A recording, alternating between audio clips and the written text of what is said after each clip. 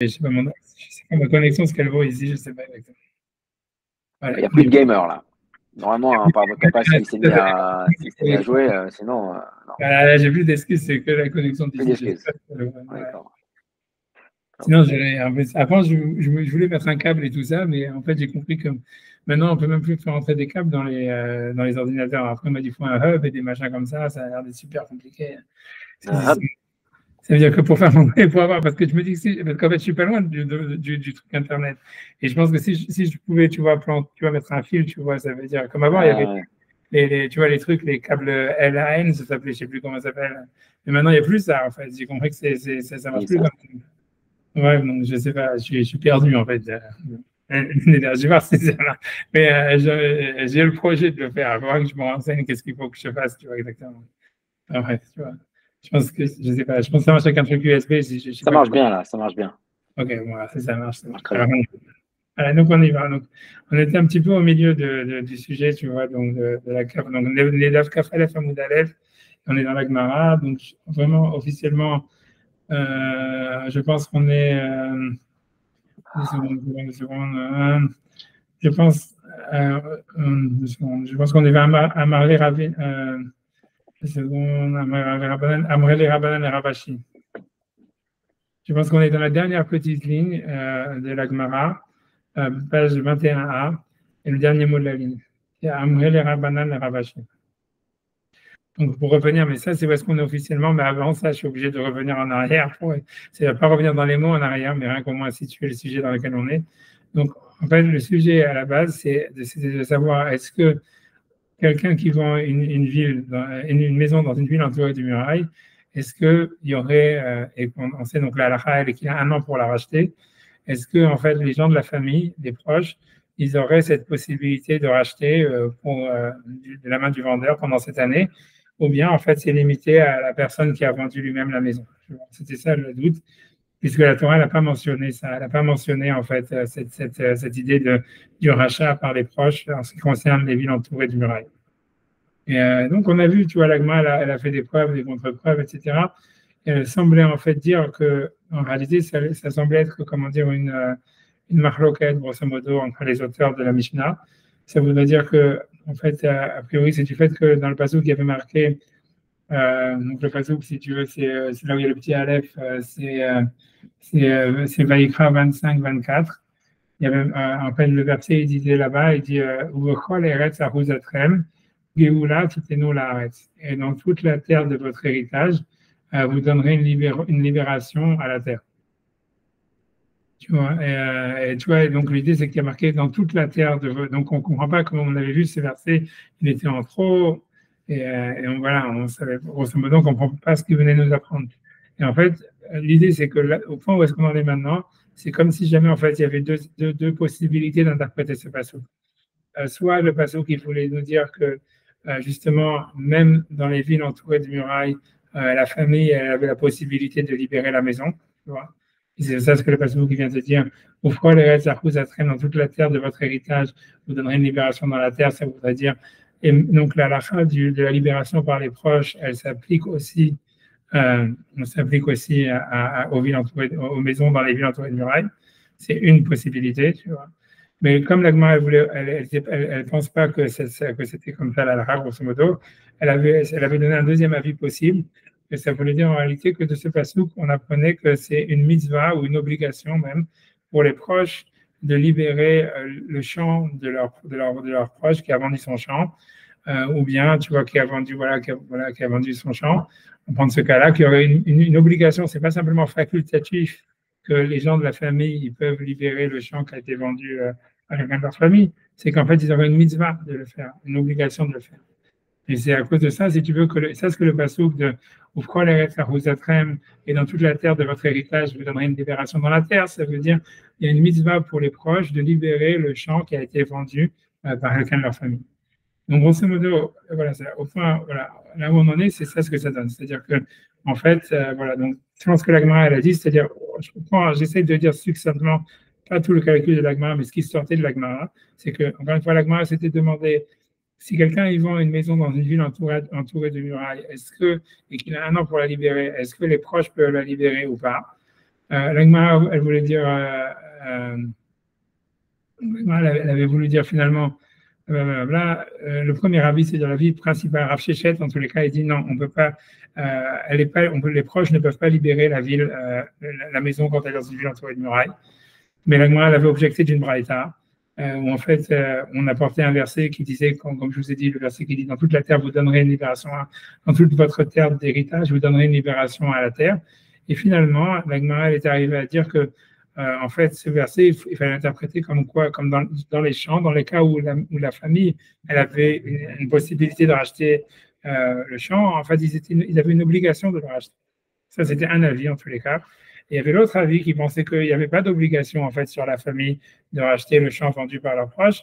Donc, selon cet avis-là, a priori, la halakha, elle resterait que ça parlerait de quelqu'un qui a vendu sa maison dans une ville entourée de murailles, et ça nous dirait que la famille, elle peut libérer eux, ils ont le droit de libérer la maison pendant un an, tu vois. C'est-à-dire, on est resté plus ou moins sur ça, quoi. Ça veut dire, je répète encore une fois, après j'arrête, parce que je répète toujours la même chose, mais je ne sais pas si ça embrouille pas, ou ça clarifie ou pas. Parce que, en fait, pourquoi je vous dis ça, en fait? Parce que, en fait, tu vois, dans la Gemara, c'est pas marqué comme je vous ai dit, tu vois. Et en fait, on est obligé un petit peu de. Tu vois, je fais un petit coup de pouce, quoi, dans la Gemara. Je sais pas quoi dire, tu vois. Ça veut dire, l'idée, c'est pour vous dire, l'idée, c'est, en fait, en deux mots, c'est. Ça veut dire, si on commence avec Gemara comme là j'ai commencé, voilà, on est obligé de dire ce que j'ai dit. Maintenant, ce que j'ai dit, en fait, c'est déjà quelque chose, si tu veux, qui a un rajout sur la Gemara.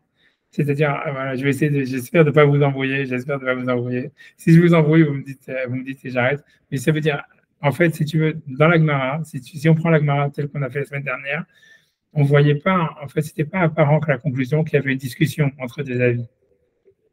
On avait, si tu veux, la manière dont la Gemara avait fonctionné, c'était, elle avait dit, quand quelqu'un y vend sa maison dans une ville entourée de murailles, est-ce que ça peut être libéré par les proches ou pas? Rav Shechet, il a dit non. OK. La Gemara, elle a objecté d'une braïta, elle dit, ah, voilà, mais il y a marqué dans tout, grosso modo, je saute une étape, mais c'est parce que c'est pas grave. Mais la Gemara avait objecté en disant, voilà, mais il y a marqué dans toute la terre, vous donnerez une libération à la terre. Donc, ça veut dire, ça vient inclure même les maisons entourées de murailles. A priori, tu vois, parce que sinon, qu'est-ce que ça vient inclure? Et la Gemara, finalement, après que je saute une étape, elle avait dit non, à la fin, elle dit non, ça vient nous dire qu'il y a une obligation, que dans les cas où la famille, elle peut racheter, ça vient dans le cas d'un champ, on va dire, non seulement la famille, elle a le droit de le racheter, mais en fait, elle a une obligation de le racheter. Tu vois, c'était ça, en fait, si tu fais la Gemara mathématiquement, c'est comme ça que ça fonctionne.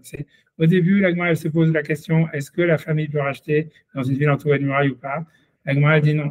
Elle objecte d'une braïta qui cite un pasouk qui parle de dans toute la terre, vous donnerez une libération à la terre. Ou a priori, ça veut dire ça vient inclure les villes, les maisons dans les villes entourées de murailles. Et la Gemara dit non, en fait, ça vient nous dire autre chose. Ça vient nous dire que dans le cas où la famille peut racheter, c'est on va dire le cas du champ, en fait, il y a une obligation pour la famille de racheter. Ça, si on fait la Gemara synthétiquement de ce qu'on a fait la semaine dernière, c'est ça ce que ça sort, en sortant une étape. Et donc, maintenant. Mais l'avis de Rabbi Yoshua, il ne vient pas contredire Voilà, c'est ça. Alors, c'est pour ça qu'il faut rajouter ça. C'est que, en fait, tu as raison. Voilà. C'est que, parce que ici, quand la Gemara elle va commencer à parler de deux avis. Alors, tu me dis, c'est quels deux avis? Donc, il faut rajouter une étape dans la Gemara que la Gemara n'a pas mentionnée. Et on va dire comme ça, tu vois, c'est que. Ok, la Gemara a dit ce qu'on a dit, en disant voilà, non, ça vient dire qu'il y a une obligation pour les proches de racheter le champ s'il a été vendu par la famille. Mais ce qu'il faut ajouter une étape, c'est que la Gemara elle sous-entend en disant ok, ça c'est selon l'avis de, je pense que c'est Rabbi Eliezer qui pensait comme ça. Ça. Voilà, c'est une mesure. Mais comme selon Rabbi Yoshua, et ça la Gemara ne le dit pas, mais ça il faut le rajouter si tu veux. Pour commencer la Gemara qu'on va faire, il faut rajouter cette étape qui n'est pas mentionnée. Et que c'est pas évident. Je dis en tous les cas, il faut ajouter cette étape, c'est-à-dire, et selon Rabbi Yoshua qui pense que en fait, il n'y a pas d'obligation pour les gens de la famille de racheter le champ, puisque Rabbi Yoshua il discute sur Rabbi Eliezer, il dit il n'y a pas d'obligation, même dans le cas d'un champ où la Torah elle a donné le droit à la famille de racheter le champ, il n'y a pas d'obligation, c'est facultatif. Parce que Rabbi Yoshua là-bas, il dit ça dans la Braïta. Donc, la Gemara, en fait, elle dit d'une manière sous-entendue, il y a cette étape qu'il faut rajouter, et ça veut dire que selon Rabbi Yoshua, donc le verset qui nous dit dans toute la terre, vous donnerez une libération à la terre, ça vient nous rajouter quoi? Ça viendrait nous apprendre justement que dans une ville entourée de murailles, là, la famille aussi, elle a la possibilité de racheter pendant un an, quoi. Donc, c'est pour ça ici que la Gemara, quand elle parle, elle dit « Ah, c'est une discussion ». Alors que jusqu'à maintenant, la Gemara n'avait pas dit clairement qu'il y avait une discussion. Ça veut dire qu'en fait, l'idée, c'est, selon la Gemara telle qu'on est ici, je suis désolé, je sais que c'est pas très clair, mais ça veut dire, je répète encore une fois, mais ça veut dire en fait, c'est que la Gemara, encore une fois, dans l'ordre de la Gemara, ce qui apparaît clairement, c'est la Gemara dit, si jamais, le doute de la Gemara, si jamais quelqu'un il vend une maison dans une ville entourée de murailles, il a un an pour la racheter, est-ce que les proches peuvent la racheter, oui ou non? Ça, c'est le doute. La Gemara, elle répond non, ils ne peuvent pas la racheter. Rav Shechet, il répond non, ils ne peuvent pas la racheter, c'est que le vendeur qui peut la racheter, mais pas les proches. La Gemara, grosso modo, elle objecte d'un verset où le verset dit dans toute la terre, vous donnerez un héritage, vous donnerez une possibilité de libération à la terre. Et la Braïta, elle semble dire que ça vient inclure les villes entourées de murailles. La Gemara dit non, ça ne vient pas inclure ça, ça vient inclure que dans le cas où la famille, elle peut racheter, c'est le cas du champ, ils ont une obligation pour la famille de le racheter. Ça, c'est ce que la Gemara a dit. Sauf que la Gemara, quand elle a dit ça, elle a ramené que c'était une discussion. Est-ce qu'il y avait une discussion, une obligation sur les gens de la famille de racheter le champ ou pas? Donc, elle a dit simplement ça. Elle dit, voilà, ça, c'est ce que le pasteur qui dit, mais il faut en déduire que ça, c'est selon l'avis de celui qui pense qu'il y a une obligation pour la famille de racheter le champ, qui est Rabbi Eliezer. Mais selon Rabbi Yoshua, qui dans la Braïta discute et pense que en fait, il n'y a pas d'obligation sur la famille de racheter le champ, même quand ils ont le droit, c'est que facultatif. Donc, en fait, il faut revenir en disant que, en effet, selon Rabbi Yoshua, ce passage qu'on a cité au début, il dit dans toute la terre, vous donnerez une libération au pays. À sa part, ça vient nous apprendre que dans le cas d'une ville entourée de murailles, où le vendeur il a un an pour la racheter, ça peut être racheté par la famille, contrairement à ce que Rav Shechet il avait dit au début, tu vois.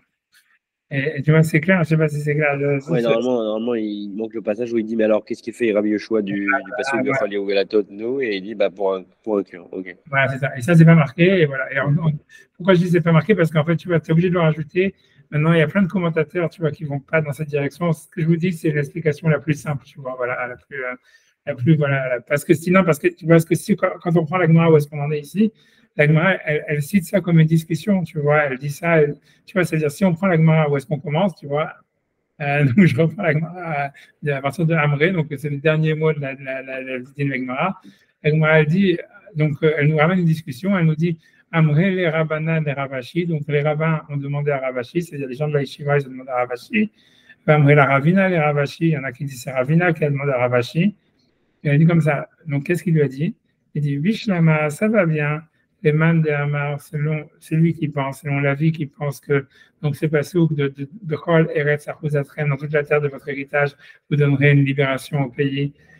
Donc les man de Hamar, les Rabot, Bater Reforma, que ça vient inclure les villes entourées des murailles, vont nous dire que les proches de la famille, ils peuvent libérer la maison qui a été vendue dans une ville de murailles, entourée de murailles. On comprend donc lui dit Ravina Rabash, il lui dit nous directive Bakol. C'est pour ça que le verset, il te dit Bakol, puisque le verset, il te dit dans toute la terre de votre héritage, vous donnerez une libération à la terre. Donc, ça explique pourquoi. C'est pas ce qu'on nous dit Bakol, parce que ça vient rajouter un cas en nous disant même les villes entourées de murailles, même une maison vendue dans une ville entourée de murailles, elle peut être libérée par les proches. Et là, mais seulement les man de Hamar, selon celui qui pense, les Rabot, Bater, Haserim, que ça vient simplement parler des maisons qui sont dans les champs, où en fait il y aurait une mitzvah, il y aurait une obligation en fait pour les proches de la libérer. Donc ça vient nous apprendre une halakha qui n'a rien à voir avec l'étendue de la terre qui peut être libérée. Ça vient nous apprendre simplement que dans les cas où il y a une mitzvah, où il y a une possibilité pour les proches de libérer, ils ont une obligation de le faire. Donc elle dit, les mandamors, les rabbot, batar et khatserim, donc selon l'avis qui pense que c'est pour inclure les maisons qui sont dans les champs, maï bakol, pourquoi est-ce qu'il y a marqué le mot bakol? Ça veut dire, puisque ça vient simplement nous apprendre que c'est une obligation sur les proches de le racheter et pas simplement facultatif. Ça ne justifie pas en fait le mot bakol on a l'impression qu'il vient rajouter des territoires, si tu veux, des territoires, des endroits où la loi du rachat sera appliquée, tu vois. puisque le mot Bakol, en fait, dans le verset, il parle, il dit ou Bechol Eretz Achuzatrem, dans toute la terre de votre héritage. Donc ça veut dire que tu vois, ça veut dire que c'est un passouk. Je vois Sacha, il est c'est aussi une passouk qu'on apprend c'est aussi une passouk qu'on apprend pour le chant, qui est une obligation ou pas? Ouais, c'est ça, oui. Ça veut dire qu'après, oui, c'est le chant et les autres, quoi. C'est le passouk qui est en trop. Ce passouk de Bechol Eretz Achuzatrem, si tu veux, on peut regarder le passouk à nouveau dans les mots. Tu vois, ça veut dire c'est le passouk qui est dans Vaïkra, Café, Kafdalet. En fait, c'est un passouk, tu vois, qui était vraiment comme ça, en l'air, tu vois, au début, tu vois, ça veut dire, après qu'on nous a donné toutes les lois, en fait, du rachat, en fait, on te dit, après ça, il y a un verset comme ça qui dit, et dans toute la terre de votre héritage, vous donnerez une libération à la terre. Et donc, ce passouk, il était complètement, tu vois, parce qu'on a dit, il ne nous apprenait rien, il était trop général, et en fait, on ne comprenait pas de quoi il parlait.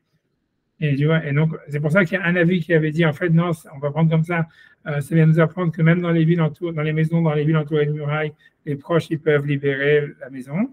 Et ça, c'est un avis. Et l'autre avis, il avait dit, non, ça vient nous dire simplement que c'est une obligation pour les proches de libérer ce que leur proche, il a vendu dans le cas où ça s'applique.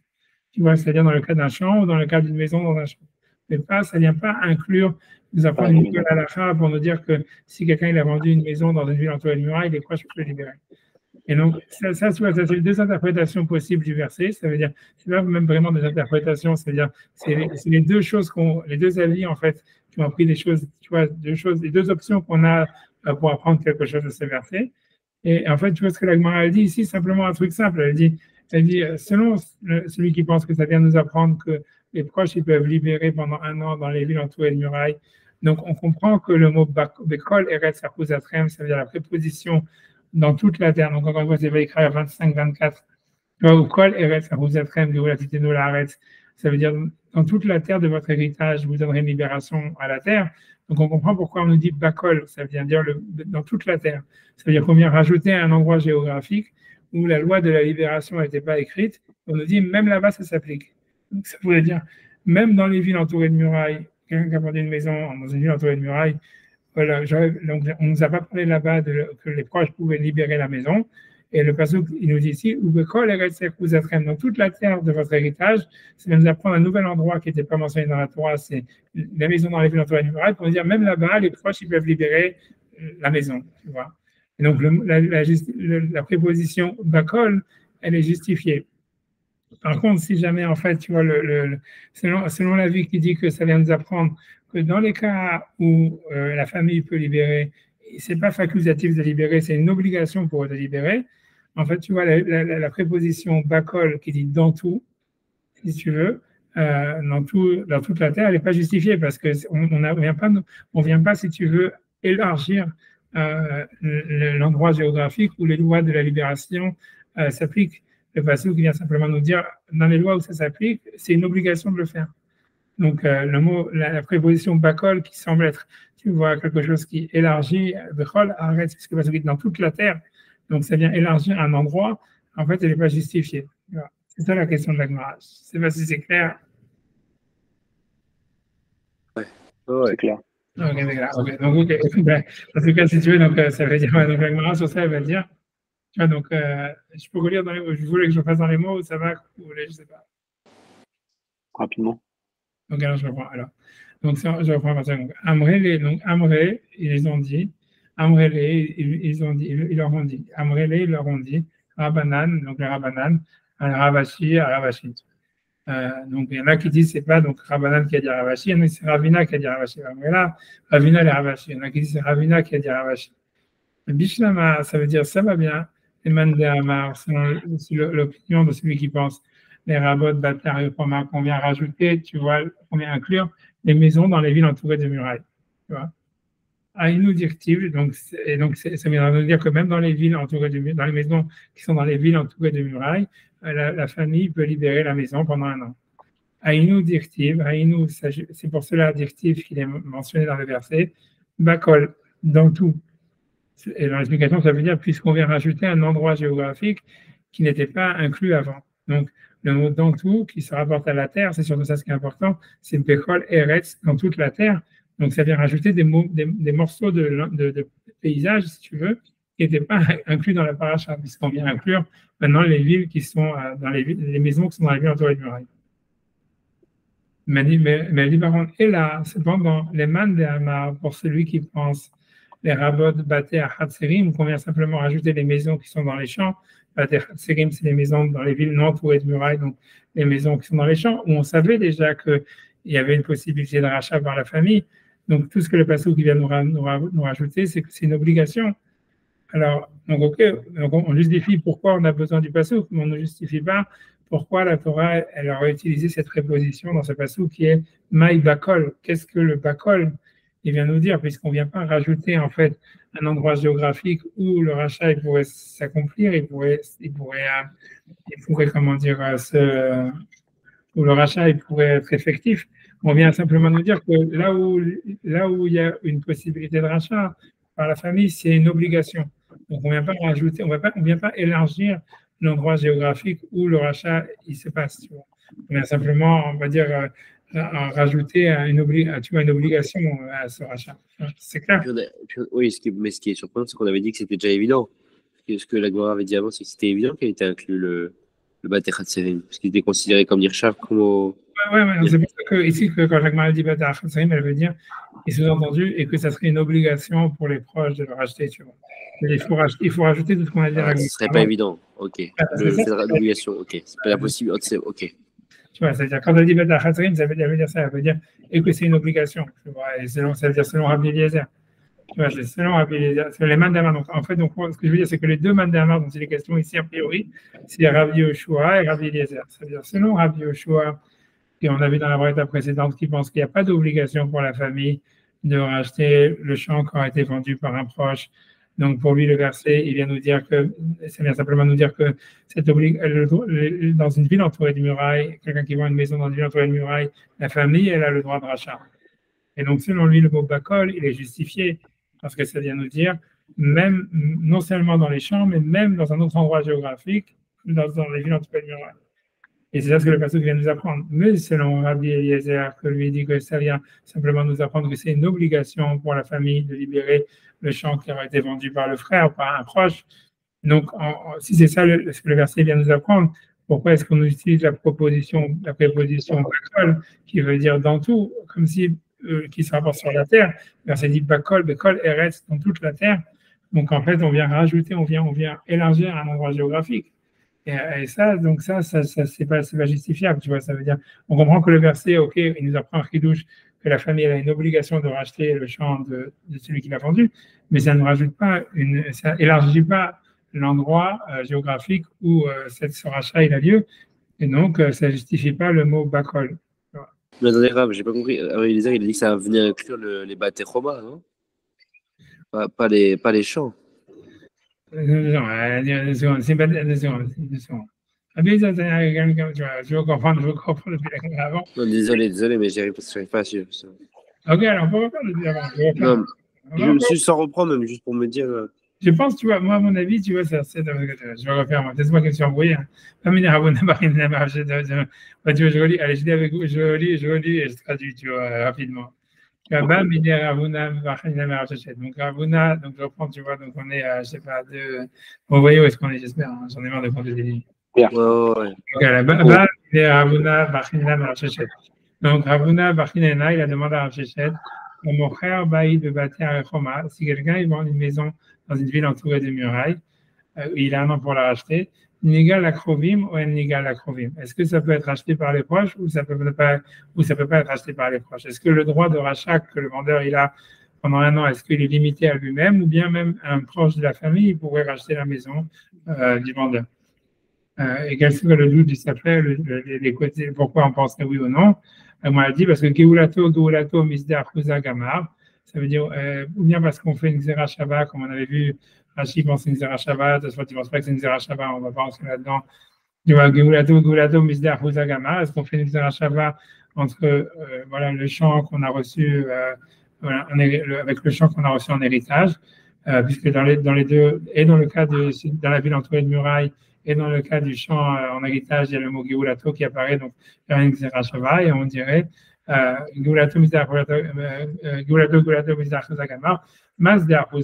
la même manière qu'un champ qu'on a reçu en héritage, on ne peut pas le racheter à moitié, mais la Krouvi, mais malgré tout, elle pourrait être achetée par les proches. Afraïnami, donc ça veut dire cette maison aussi dans une ville entourée de murailles. Elle Nigelet la Hatsaïn, on ne va pas la racheter à moitié. Benigal la Krovim, mais elle pourrait être achetée par les proches.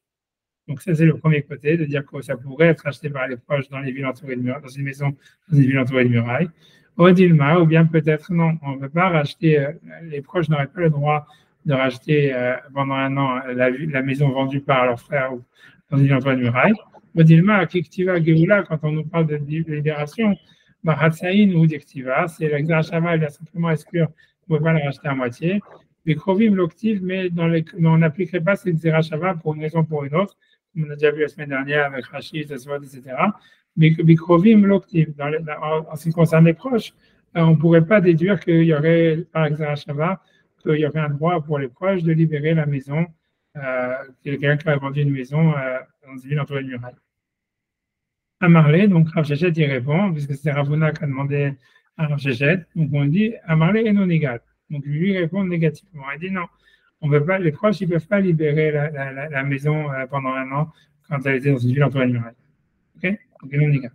Et moi l'objecte, et voilà le verset, on objecte, Bechol Geulato titnu. Ça veut dire qu'il a sauté une partie du verset, mais le verset il dit Bechol eretz achuzatchem Geula titnu laaretz. Ça veut dire dans toute la terre de votre héritage, je vous donnerai une libération à la terre. Alors, donc c'est parce que, comme on dit, il est en trop, il ne nous apprend rien a priori parce qu'il est trop général. Donc, la Gemara dit qu'est-ce qu'il vient de nous apprendre réellement? Donc, c'est une braïta. Les rabot batim, ça vient rajouter des maisons, des évêques d'Ivry et un esclave juif. Voilà. Qu'eux aussi, a priori, il faut les libérer. Okay. La braïta, elle est, comment dire, tu vois, floue aussi, presque comme le passou. Tu vois, de quelle maison on parle, de quel esclave juif on parle. Donc, la Gemara, elle va commencer à dire, a priori, ça vient de nous apprendre quoi? Maïlav, n'est-ce pas? Bater et Choma, ça parle des maisons qui sont entourées de murailles, dans les villes entourées de murailles, et que ça viendrait nous apprendre que les proches aussi peuvent la libérer. Non, la Gemara dit non, le Bater Hatzerim, ça parle des maisons qui sont dans les champs. Elle m'a dit Bater Hatzerim, Bediaktiv Beru, ça veut dire les maisons qui sont dans les champs, c'est très clairement que déjà que la famille peut les libérer. Parce que le verset dit Al-Sede Haaretz Tichachev, ça veut dire que voilà, que les maisons qui sont dans les champs, elles sont comme les champs. Et on a déjà vu que les champs, ils peuvent être libérés par les proches, etc. Donc maintenant, ça veut dire finalement, qu'est-ce que le verset vient nous apprendre? Il vient nous apprendre que c'est une obligation pour les proches de libérer ce champ, ces maisons-là, ou ces maisons qui sont dans les champs, ou même, tu vois, les champs tout court. Valiba de Rabbi Eliezer, et c'est selon Rabbi Eliezer, Netanya, parce qu'il est enceinte d'une braïta, Vegal Mimka arrive, donc ça c'est le passouk normal qui parle de la libération d'un champ par un proche. Donc, ça parle de celui qui a vendu son champ. Donc, la Gemara dit Reshut. A priori, ça, c'est Rabbi Yoshua qui pense que c'est facultatif. Ce n'est pas une obligation pour la famille de libérer le champ qui a été vendu par le frère. C'est facultatif. C'est facultatif. Omer Reshut ou Eno la Chova. La Braïta continue. Est-ce que c'est vraiment facultatif ou bien c'est une obligation? Talmud Loma, sur ça, le verset te dit Veish Kilo Yelo Goel. Le verset continue, la paracha continue, et un homme qui n'aura pas de libérateur. Donc la Gemara elle dit, mais tu vois, c'est impossible, tu vois, que ça existe qu'il y a quelqu'un en Israël, qu'il n'y a personne dans sa famille qui peut racheter le champ. Ben, tout le monde, il y a au moins un riche dans la famille. Ça veut dire il suffit de remonter un peu plus, tu vois, jusqu'à son premier riche. Et la Zéchelo, donc ça parle qu'en fait, non. En fait, le type, il a des gens dans sa famille qui ont les moyens de racheter son champ, mais ils ne veulent pas le faire. Ils ne veulent pas le faire. Donc c'est de là où dit Rabbi Yoshua. Ça veut dire on vient du fait, donc Rabbi Yoshua il te dit, du fait que la Torah, elle envisage la possibilité d'un type qui a personne qui veut libérer son champ, ça veut dire en fait que c'est facultatif, parce que si c'était une obligation, à un moment ou à un autre, on trouverait quelqu'un dans la famille qui a l'argent pour libérer le champ. Tu vois. Ça, c'est les paroles de Rabbi Yoshua. Et Rabbi Eliezer a dit non, c'est une obligation. Rabbi Eliezer, le verset dit non, il libérera la vente de son frère, c'est une obligation. Adam Mechova et la Reshut, est-ce qu'on va dire que c'est une obligation ou bien simplement facultatif? Tu vois le verset on avait dit depuis le début. Dans toute la terre de votre héritage, vous donnerez une libération à la terre. Donc voilà, c'est ça ce que le verset vient nous apprendre, que en fait, que c'est une obligation, c'est pas simplement facultatif. Et donc, là, on ne parle que du champ. Ouais. Tout à l'heure entre Rabbi Yoshua et Rabbi Eliezer. Ça revient au même, tu vois. Bater Hatzerim, c'est simplement parce que la raison pour laquelle Agmara elle parle des maisons dans les champs, c'est parce que comme dans la Braïta, si tu veux, tu vois, puisque, ok, ça c'est le Passouk et tout ça, mais si tu reviens sur la Braïta, avant, tu vois, si tu vois, là où il y a marqué étivé, quand on. Tu vois, elle a perdu, Valentin. C'est étivé. Contestation, hop. Mais non, mais c'est clair, ça va, c'est clair. Ah ouais. Ah, d'accord. Parce que des fois, je te vois faire un visage perplexe. C'est pour ça Non, que non. j'arrête pas de répéter parce que je me dis, ils n'ont pas compris, je sais pas. Non. Ok, d'accord.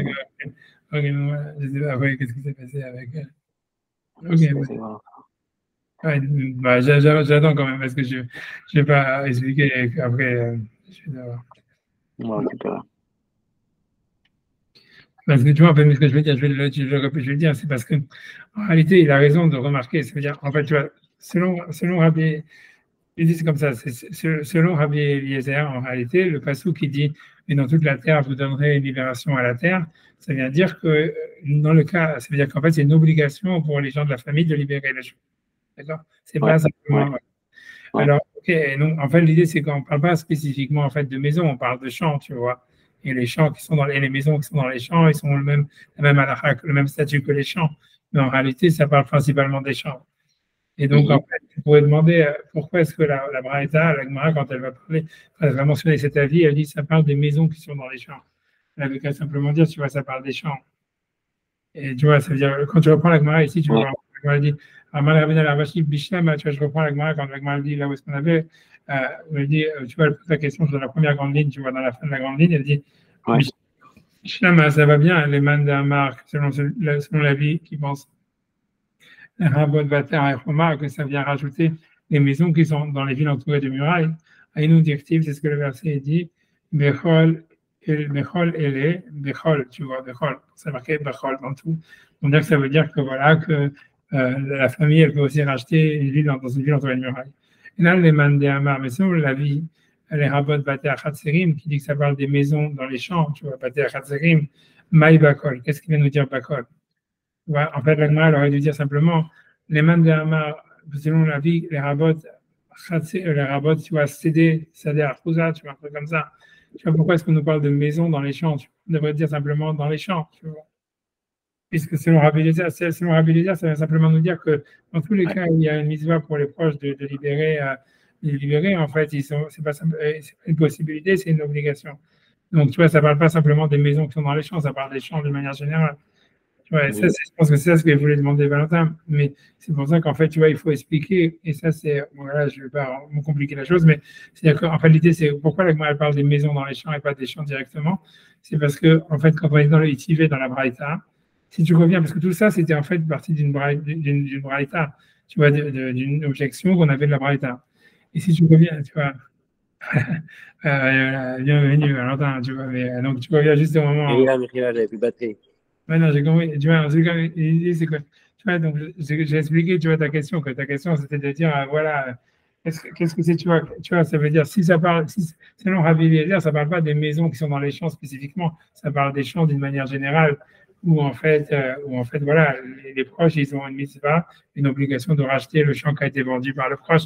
Tu vois, c'est pourquoi tu demandais, pourquoi est-ce que la Gemara, quand elle pose la question, elle parle de Bater Hatzerim, tu vois, des maisons dans les champs. Elle avait qu'à dire, tu vois, des champs d'une manière générale. C'était ça ta question, tu vois. Ou, Non, je ne vais pas mentir, c'était pas ça. Je n'avais pas suivi j'étais resté sur Bater Roma, moi. Je pensais que Rabbi Eliezer, il disait Bater Roma. Ouais, non, mais Rabbi Eliezer, je pensais que Roma, il disait Bater Roma. Voilà, donc il ne dit pas Bater Roma. C'est pour Rabbi Yoshua que ça parle des maisons dans les villes entourées de murailles. Et selon Rabbi Eliezer, ça ne parle pas des maisons entourées de murailles, ça parle des maisons qui sont dans les champs. Mais ce que tu pourrais dire, c'est que ça ne parle pas simplement des maisons qui sont dans les champs, ça parle des champs d'une manière générale. Donc, tu peux dire pourquoi est-ce que la Braïta, en fait, elle a parlé des maisons qui sont dans les champs.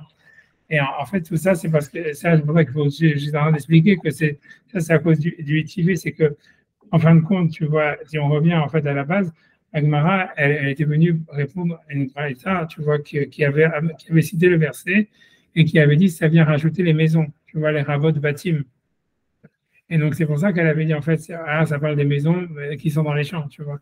Et c'est pour ça que la Gemara, en fait, si tu veux, elle est obligée de rester en fait de parler des maisons, tu vois, grosso modo. Mais tu vois, mais ça veut dire l'idée, c'est que mais voilà, c'est tout. C'est parce qu'en fait, si tu veux, j'ai compris. En fait, il y a le Satan qui est sur de quel bâtiment on parle. voilà, Et quand tu dis, ok. Rabbi Eliezer, c'est Bati Hatzeret. Voilà. Mais en réalité, ça veut dire. On parle pas pour champ. Voilà, exactement. Selon Rabbi Eliezer, ça parle des champs et les maisons, elles sont incluses dans les champs. Et ça rajoute rien, puisque et les maisons dans les champs, elles étaient déjà mentionnées dans le verset. Donc, ça vient simplement nous dire que c'est une obligation et que ce n'est pas facultatif. Mais géographiquement, on ne rajoute pas un nouvel endroit où la loi elle s'applique. Alors que selon Ravashi, selon Rabbi Yoshua, on va nous dire non, cette halakha de la libération par les proches, elle s'applique non seulement aux champs et aux maisons dans les champs, tel que c'est expliqué dans la Torah, mais ça parle aussi des maisons dans les villes entourées de murailles. Donc, le mot bakol, il est justifié. C'est ça la question de la Gemara. Et la Gemara ne répond pas sur ça. Elle dit kashia. Tu vois, elle dit, ça veut dire, ça reste difficile. Ça, c'est une question. D'accord? Donc, on va faire Rashi et se sur ça. Déjà, c'est pas mal. Donc, il y a my bakol. Donc, il dit, tu vois, donc Rashi dit simplement, il écrit pas grand-chose. Il dit, tu vois, my bakol, qu'est-ce que c'est le bakol? Il dit, Nirchtov, on n'avait qu'à marquer simplement, Geoulat itenu laaretz. Vous donnerez une libération à la terre. Ce que Rashi veut dire, c'est que, en fait, tu as tout le passou qui est en trop, comme on l'a dit, tu vois, que tout ce passou qui dit, et dans toute la terre, vous donnerez une libération à la terre. Donc, en fait, tout le passou qui est en trop. Donc, si c'était simplement pour nous apprendre que c'est une obligation, voilà, donc on a justifié pourquoi est-ce qu'il est marqué, vous donnerez une libération à la terre, mais pourquoi est-ce qu'on a besoin de marquer en plus Bakol, tu vois, dans tout, tu vois, puisque, encore une fois, on ne rajoute pas un endroit géographique où la loi s'applique, on vient simplement renforcer la loi en disant que ce n'est pas simplement facultatif, c'est une obligation. Donc, c'est pour ça le mot bakol, c'est ce qu'il dit. Rachid dit le pasouk, il est déjà suffisant, il est déjà en trop de lui-même pour nous apprendre que c'est une obligation. On n'a pas besoin du bakol, tu vois, pour le bakol, il ne nous apprend rien, en fait. D'accord? Et c'est pour ça que, tu vois, donc, la question, c'est bon, voilà, c'est tout ce qu'il dit. Il dit, voilà, bakol, on avait besoin simplement de dire que vous nous la reste, vous donnerez une libération à la terre, puisque ça voudrait dire c'est un impératif, vous donnerez une libération à la terre, c'est une obligation et c'est pas facultatif. Et ça, je l'aurais appris d'abord du sens même du verset, et en plus parce que le verset il en trop, donc le mot bakol, il n'a pas de sens. C'est bon? Alors, je vais faire ça. Ok, tu vois, donc my bakol. Ok, donc de la page, j'ai dit my bakol, qu'est-ce que le bakol, pourquoi le verset nous dit bakol? Donc Rashi, ça soit dit comme Rashi, l'Echtov Geoulat, itnu laaretz. On n'avait qu'à simplement marquer dans le verset, Geoulat, itnu laaretz, vous donnerez une libération à la terre. Et comme c'est un impératif, j'aurais appris, j'aurais appris que dans n'importe quel champ qu'on reçoit en héritage, et évidemment les maisons qui sont dans les champs aussi, les kov ochova, ça veut dire pour le fixer comme une obligation, puisqu'en fait c'est un impératif. Uvater haserim, et les maisons qui sont dans les champs, Bichlal, ils sont inclus automatiquement, puisqu'on a vu qu'ils avaient la même halakha que les champs. Donc, on ne vient pas rajouter un nouvel endroit géographique ou quoi que ce soit, on vient simplement mettre une imposition, et ça, on pouvait le déduire de l'impératif du verbe sans la préposition bechol dans toute la terre. D'accord? Alors, il dit maintenant, ok, Vim Thomas. Maintenant, il va poser une question, il dit, Lima, on pourrait dire, Deate les rabot et Bedivri. Et ça vient rajouter un esclave juif. Alors, qu'est-ce qu'il veut dire par là? Attention, mais ça, voilà, parce que dans la Braïta, voilà. Parce que si tu regardes dans la Braïta, si vous voyez dans le ITV, il y avait marqué deux choses. Il y avait marqué le ITV, donc je prends le ITV, il y a marqué Bekol, Geoula, Titenu, donc tout vous donne une libération. Les rabots de bâtim, on pourra ajouter les maisons. Ok, on va dire que ça, c'est les maisons qui sont dans les champs, donc okay, ça ne rajoute rien. Mais il y a marqué Vévé d'Ivry et l'esclave juif. Alors, qu'est-ce que ça veut dire l'esclave juif? Je suis obligé de simplement de le dire. Ça veut dire, parce que l'idée c'est comme ça, c'est qu'il y a deux cas d'esclave juif. Il y a l'esclave juif qui a été vendu à un autre juif et l'esclave juif qui a été vendu à un goy. En fait, dans le cas de l'esclave juif qui est vendu à un goy, qu'il y a une mitzvah pour les proches de le libérer, c'est explicite dans la Torah. La Torah, elle le dit. C'est les deux cas. Elle dit, tu vois, de la même manière qu'elle dit, si quelqu'un il a vendu son champ, les proches, ils ont une mitzvah de libérer le champ. Enfin une mitzvah ou une faculté, le droit de libérer le champ. La Torah dit en tous les cas que si jamais quelqu'un, il a été vendu comme esclave à un goy, il y a une mitzvah pour les proches de libérer le juif était vendu comme esclave. Mais par contre, la Torah, elle dit nulle part, si jamais un esclave juif il a été vendu à un autre juif, est-ce qu'il y a une mitzvah pour les proches de le libérer? Tu vois? Et donc, selon ça, tu vois, le Bakol, il viendrait rajouter ce cas-là. Il viendrait te dire, voilà, non seulement dans la terre, dans toute la terre, vous donnerez une libération, ça veut dire dans toute la terre, ça veut dire même dans un esclave, même si un esclave juif, il a été vendu à un autre juif, il y a une mitzvah pour les proches de le libérer. Et c'est ça ce que le Bakol, il viendrait t'apprendre. Comme on a vu dans la Braïta, on avait vu que le Bakol, il venait sur deux choses, et les maisons et les esclaves. Donc peut-être, tu vois que le Bakol, il est justifié selon l'avis comment il s'appelle, de Rabbi Eliezer, en ce qui concerne, parce qu'il vient inclure les esclaves juifs qui est vendu à un autre juif. C'est clair? C'est genre de ça. Il y a inclure ou exclure? Ah, il pourrait inclure. C'est-à-dire qu'il y aurait la mitzvah pour les proches de libérer, il y aurait une mitzvah pour les proches de libérer un esclave, tu vois, de libérer un esclave juif qui aurait été vendu à un autre juif. Et c'est ça ce que le il n'y a pas. Il y a Benjamin qui vient de se réveiller. J'écoute, mais j'écoute. C'est ce que je veux dire. Il ne vient pas inclure les bâtés Khatsaïm parce que c'est plus tard. Il vient inclure les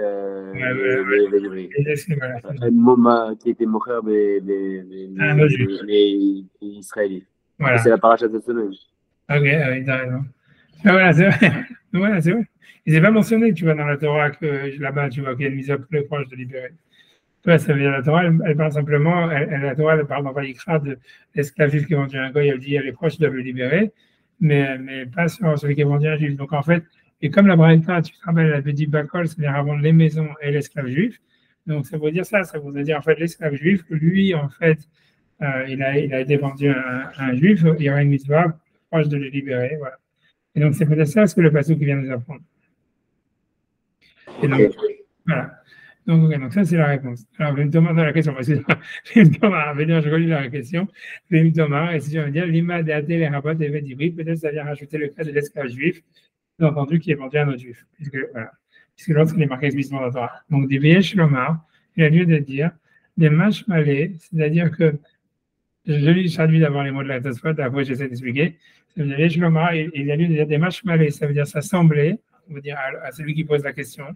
Ça veut dire un rabbinat ou un rabbanan, les athées, les rabouiller, que en fait le bakol, il vient athée, il vient les rabouiller pour inclure, pour ajouter, pour inclure, midé, une chose, des geulat karka, c'est-à-dire qu'une libération du sol, de la terre, puisque l'adjectif ufkol eretz, puisque le passage qui dit dans toute la terre. Donc mashma, donc il semble Davka eretz, ça veut dire quelque chose, eretz, quelque chose, tu vois, qui est, tu vois, ça veut dire uniquement la terre, marbinan, on rajoute, tu vois, on rajoute. Il dit, en fait, le mec qui est eretz aurait pu exclure, c'était vraiment lié au karka, au terrain, et pas au bâtiment. Voilà. Donc le bakol vient quand même inclure, même s'ils sont considérés comme des champs. On aurait pu considérer qu'ils étaient exclus par le Haaretz. C'est pas ça, il ne veut pas dire ça. Il veut dire plus simple que ça. Il veut dire comme ça. Il veut dire, même si en fait le mot bakol, a priori, vient rajouter les esclaves juifs, il ne remet pas en cause la halakha qu'a priori, selon la Braïta, en tous les cas, il y aurait une mitzvah sur les proches de libérer un esclave juif qui a été vendu à un autre juif. Tu vois, ça, il ne vient pas remettre en doute cette halakha, mais il vient dire que malgré tout, la question de la Gemara, elle fait sens. Parce que le mot bakol dans le pasouk, tu vois, bekol et reste achosatrem, en fait, c'est une préposition qui se rapporte au mot qui est après, qui est eretz, la terre. Alors, la terre, tu vois, voilà. Donc, la terre, c'est la terre. Ça veut dire que donc le pasouk, la Gemara, c'est-à-dire que le bakol, il doit venir rajouter, en fait, il doit venir rajouter un endroit géographique, pas un objet, tu vois. Un esclave, c'est pas de la terre. Voilà, c'est ce que ça veut dire. Donc, ça veut dire c'est pour ça. Tu vois, c'est ce que ça veut dire. Tu vois, ça veut dire, donc, ça veut dire la terre. Ok, l'idée, c'est que comme le passage qui dit Ufkol Eretz, dans toute la terre, ça veut dire on vient rajouter une parcelle de terrain, un endroit, un bien immobilier, tu vois, qui pourrait être libéré. Or, les esclaves, c'est pas des biens immobiliers. Donc, c'est pour ça qu'en fait, la question elle reste. Ça veut dire, même si on comprend, ce que veut dire Tosfot, c'est que la question de la Gemara, c'est pas pourquoi, qu'est-ce qui vient nous apprendre le mot Ubakol. En fait, ça veut dire, même selon Rabbi Eliezer, le mot bakol, il n'est pas en trop, il vient rajouter le cas de l'esclave juif qui vendait un juif. Mais la question de la Gemara, elle est simplement de comment ce chidouche qu'on apprendrait de bakol, comment est-ce que grammaticalement il peut justifier, tu vois, voilà, le sens du verset, tu vois. Ça veut dire, si tu vois, il dit que le mot bakol en lui-même, tu vois, ça veut dire, ok, on peut très bien dire qu'il vient nous apprendre, selon Rabbi Eliezer, que même un esclave juif qui a été vendu à un juif, il peut être libéré par les proches, et donc il vient rajouter quelque chose de nouveau. Mais la question, elle est de dire, et donc c'est pas le mot bakol qui est en trop, qu'on dit, c'est pas comme Rachid a voulu dire, et donc le mot bakol, il est complètement en trop selon Rabbi Eliezer. C'est ce que tu veux dire, non, en fait, le mot bakol, même selon Rabbi Eliezer, il n'est pas en trop, parce qu'il vient nous apprendre quand même une nouvelle halakha, qui est qu'un esclave juif qui est vendu à un juif, il peut être libéré par les proches. Mais malgré tout, alors quelle est la question de la Gemara? La question de la Gemara, elle veut dire que dans le Passouk, le mot Ubakol, il dit Bekol Eretz Achosatrem, dans toute la terre de votre héritage. Or, il dit un esclave juif, c'est pas la terre de l'héritage. Tu vois, c'est Stam, c'est un autre cas. Donc, en fait, pourquoi la Torah, tu vois, c'est ça ce que je veux dire. C'est-à-dire que dans le sens littéral du verset, tu vois, le sens littéral du verset, il est problématique. Tu vois, c'est ça ce que je veux dire. Le sens littéral du verset. D'accord, et donc ça pose un grand problème parce qu'il n'y a pas de doute que ça peut pas porter sur les slaves. Ouais, c'est-à-dire que ça parle aussi, c'est-à-dire, le mot bakol, il peut, c'est pas qu'il n'y a pas de doute, parce que c'est. Je suis désolé, il faut que j'aille. Ok, c'est ce qu'on a fait, on a trop parlé. Mais je prendrai à la fin de l'enregistrement. Ok, d'accord. Je vais y aller aussi, moi. Ok, bon, je connais bien ça. Tu vois, on a fini de ça, tu vois, mais c'est-à-dire, moi, que tu vois, c'est ça ce qu'il veut dire. Il veut dire, tu vois, c'est que le mot bakol, en tant que quelque chose qui inclut un élément géographique, comment fait-il pas simplement ça? Pourquoi ça doit inclure un élément géographique? Parce que c'est une préposition qui est liée à Eretz. Dans le verset qui est marqué, Ufkol Eretz, vous êtes toute la terre de votre héritage. Donc, ça vient inclure un objet qui est immobilier. Et ça veut dire, et donc, a priori, c'est ça ce qui est difficile sur Rabbi Eliezer. Ça veut dire, le mot bakol lui-même, il peut se justifier pour vous apprendre le cas de l'esclave juif qui a une mitzvah sur les esclaves, sur les proches de le libérer, mais ça reste, c'est pour ça que quand la Gemara dit kashia, ça ne veut pas dire, tu vois, il faut savoir aussi une règle que quand la Gemara dit kashia, comme ici, elle dit kashia, elle reste, elle n'a pas de réponse, elle dit kashia, c'est une question, ça veut dire que ce n'est pas une question très, très dure, c'est une question faible. Parce que quand la Gemara veut poser une question dans laquelle elle dit qu'il n'y a pas de réponse et qui invalide l'autre avis, elle dit tioufta. Tioufta, ça veut dire c'est une objection. Kashia, ça veut dire c'est une difficulté. Donc ça veut dire en fait que c'est pour ça que ça veut dire si jamais en fait le mot bakol il n'avait aucun sens dans le pasouk, comme Rachid veut dire, ça aurait été plus qu'une kashia, ça aurait été une tioufta, ça aurait été une objection en disant voilà, tu n'as pas justifié le mot bakol dans le pasouk, puisque ok, tu as justifié pourquoi le pasouk il répète, pour dire que c'est une obligation, mais le mot bakol il reste en trop. Et c'est une objection, tu vois, c'est une objection. Mais l'agma, ça se explique, non, c'est pas une objection, c'est pas une tioufta, c'est pas quelque chose qui remet en cause votre avis. C'est bien simplement te dire, non, il y a une difficulté. C'est que quoi? C'est que selon Rabbi Eliezer, le mot bakol, même s'il est justifié par le fait qu'il vient rajouter le cas de l'esclave juif qui est vendu à un autre juif que la famille doit le libérer, malgré tout, c'est pas clair dans le verset, puisque le verset, a priori, ou bakol, il se rajoute à Eretz, qui est la terre. Donc, il devrait rajouter quelque chose aussi, en tous les cas, quelque chose qui est un bien immobilier, quelque chose qui est une partie, un endroit géographique. En selon Rabbi Eliezer, il ne rajoute aucun endroit géographique. Il vient simplement dire qu'il y a une obligation de libérer pour les proches. Et il vient rajouter aussi le cas de l'esclave, mais c'est tout. Alors que selon Rabbi Yoshua, ça marche mieux parce que ça vient rajouter les maisons dans les villes entourées de murailles, qui sont un endroit géographique, et donc ça justifie mieux le sens littéral du verset de Ufkol Eretz, dans toute la terre. Et c'est un endroit géographique, c'est la terre. C'est clair. Ouais, je vais reprendre quand même, mais tranquillement, mais il y a les éléments, c'est sûr. Donc, voilà, rien que je lis, je traduis la dernière fois, une deuxième fois le verset, ça se passe 2 minutes, 1 minute et demie.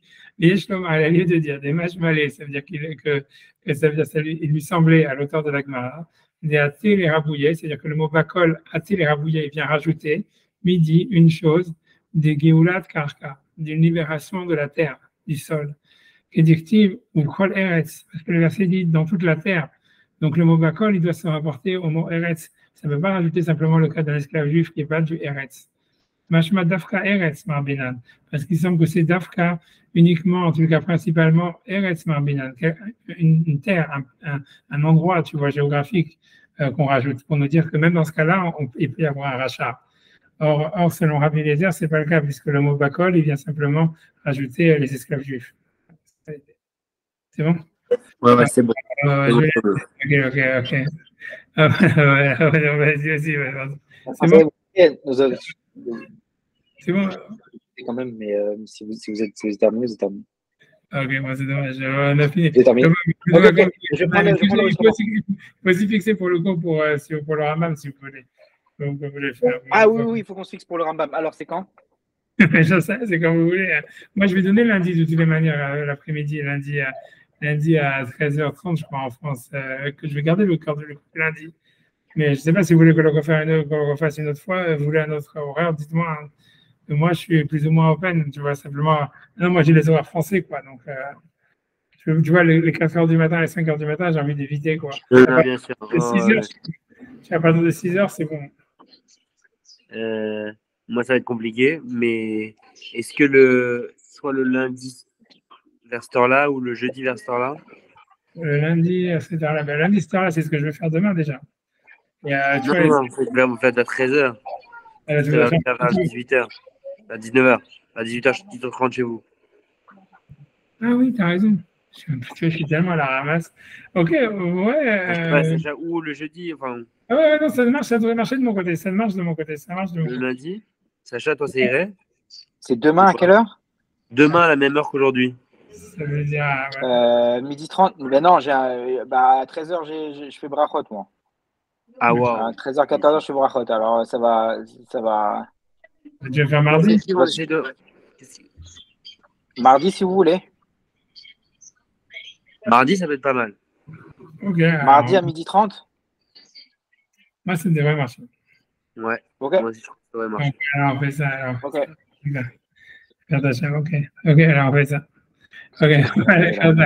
Attendez. Non, au contraire. Est-ce que j'ai déconné? Je crois que j'ai déconné. J'ai déconné. Peut-être même une heure plus tôt. C'est possible. Je vais. Midi et demi. Oui, si vous voulez à 11h30. Oui. D'accord, très bien. Vous c'est là? Pour moi, ça va. Ok. Moi, ce serait l'idéal. Ok, on va faire ça. Hop. Donc, à quelle heure? Envoie sur le WhatsApp l'heure qu'on a fixée. Ouais, je vais l'envoyer. Envoie-le en heure française aussi, hein, si tu peux. Parce que moi, je suis vraiment. Il y a 17h30. J'ai un oui complètement. Donc, c'est midi et demi mardi, c'est ça? C'est 11h30 mardi. 11h30 mardi. 17h30, 18h30 chez moi. Ok, ça fait 5h30 chez moi. 5h30 mardi à 5h PM. Non. Chez vous, Raph, c'est 11h30. 11h30. Non, c'est 5h30, oui, 17h30, pardon. 5h30. Oui, c'est ça. Ok.